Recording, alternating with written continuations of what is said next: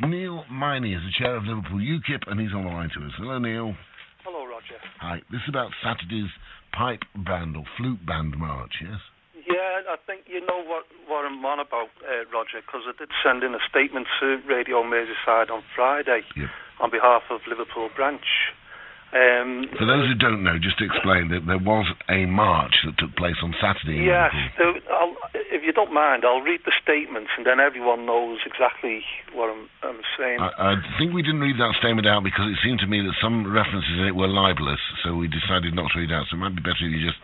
All right, so I'd be interested to get some feedback later then on the libel bits. What I do understand is that there was an Irish Republican flute band called the Liverpool Irish Patriots Republican Flute Band marching through Liverpool in commemoration of what they call an I.R.A. volunteer who lost his life in 1921 when he and his comrades attacked the British Army. They were actually on a train with civilians, and 6 civilians were actually killed in that ambush, and they were marching through the streets to say how wonderful this man was. Right. And the thing is that there appears to be a total news blackout on this, in that the ex-servicemen from the King's Regiment and other ex-servicemen's associations actually wrote in to Liverpool City Council objecting to this parade. Because don't forget that many people from the Kings who were recruited from Liverpool and Manchester area, they lost men over in Northern Ireland. And to actually see this Irish Republican I.R.A. parade by any other name marching through the streets of Liverpool was beyond all decency and was an affront to the British Army and to the people of Liverpool. Well, one of the great things about this country is freedom of speech, and as long as it doesn't interfere with other people's freedoms, then we do allow freedom of speech. People can, demonstrate in relation to whatever they wish to demonstrate, as long as it's not, breaking the law. Well, unfortunately, these are people who are actually connected with various groups who want to take away our freedom of speech, and yet try to use the liberality of our system to further their cause, to further glorify terrorism, and to eventually undermine the society that we so love in this country.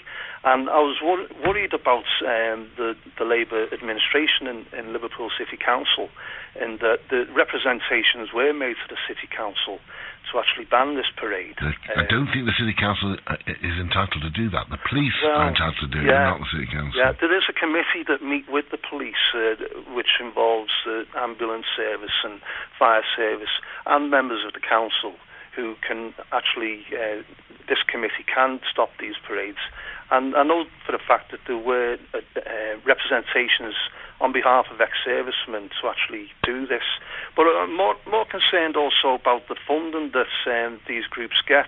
I mean, it was actually applied for. I've seen a letter.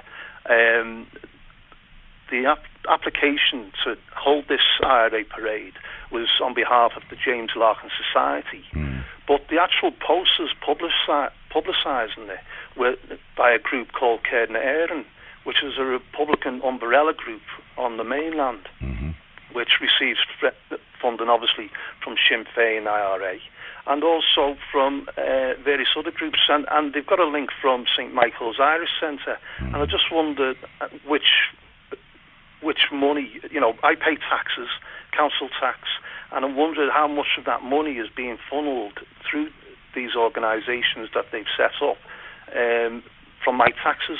Well, none as far as I'm aware. And I'm sure there are a lot of other people out there that are wondering about this as well. Well, Sinn Féin is what it is. It's a legal organisation, Sinn Féin. It's a legal political party. Yeah, the I.R.A. isn't. No, but then Sinn Féin is, and I imagine that they were supported financially by Sinn Féin. Yeah, well, Roger, there's a lot of cross-pollination amongst these groups. They try to use the trade union movement to further their cause. Thankfully, I mean, there was about 400 people, I believe, at Derby Square who were there ready to counter-protest against this, including ex-servicemen, members of the public, Christian groups, Christian pastors, and the parade actually was stopped before they got there. Yes. I believe by about 50 people who were protesting further down near the. Well, I've got a statement from the police, actually, which makes this clear. It says, Merseyside Police put an extensive policing plan in place to allow the march, organised by Liverpool Friends of Ireland, the James Larkin Society, and Liverpool Irish Republic Flute Band, to go ahead last Saturday. A number of counter-protest groups did turn out as a result of this march in Derby Square, and there was some disorder in the Leeds Street area before the march began. As a result of the disorder in Fleet Street, the organisers agreed to curtail the march early. The protesters in the Leeds Street area were dispersed by officers. There was one arrest during the operation. A 46-year-old man was arrested in Liverpool City Centre for breach of the peace. He was later released without charge. Yeah. So the police, they allowed all those groups, the protesters, and fully in support of the British police. I mean, these are the police who, as well as the army, get attacked by all sides. But especially when we see anti-British parades, I'd still be upset if Al-Qaeda were allowed to march through Liverpool. But Al-Qaeda is a banned organisation. Sorry? Al-Qaeda is a banned organisation. Is it? Wouldn't be allowed to. And, I'd still be horrified at that. And if it was Al-Qaeda by another name, and this is the I.R.A. by another name... Well, you say that, I mean, then you're saying that Sinn Féin in the Belfast Assembly is illegal, and it's not. It's an elected organisation. Yeah, we know that there's lots of big issues brought up by this, that they want to bring up hatred within the city, when they've actually forced people out of trade unions within Liverpool because of the Republican ethos within trade unions, within some areas of the trade union movements, and the fact that the Liverpool Irish Patriots Republican Flute Band led the May Day parade last year, and there was flags there for the Spirit of Shankly. These groups are infiltrating various levels. And I'm a trade unionist. I'm a member of a trade union. I've got friends who are trade unions and members in our branch who are in trade unions.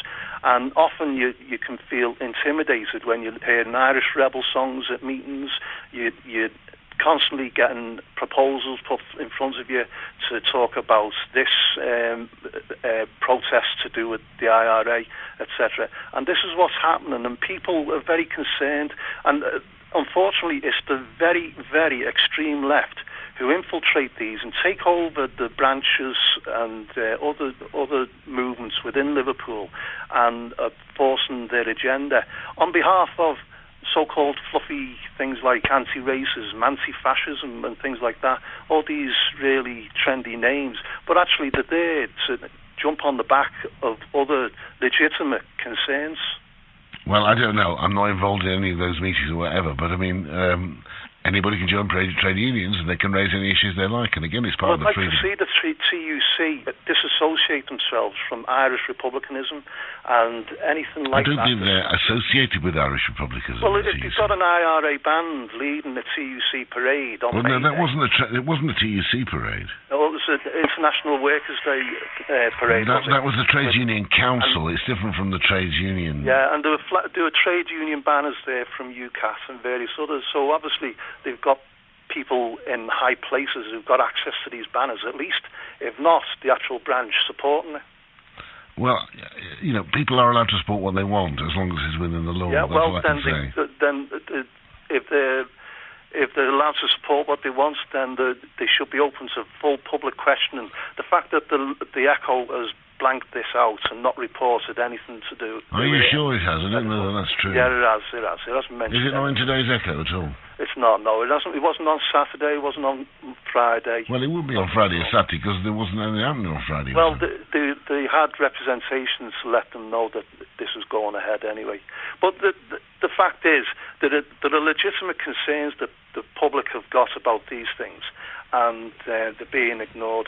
And unfortunately, they've already put up a statement, this Cabinet Éireann, saying that there were people there who are anti-fascists, that there were fascists and racists and all that who opposed the parade.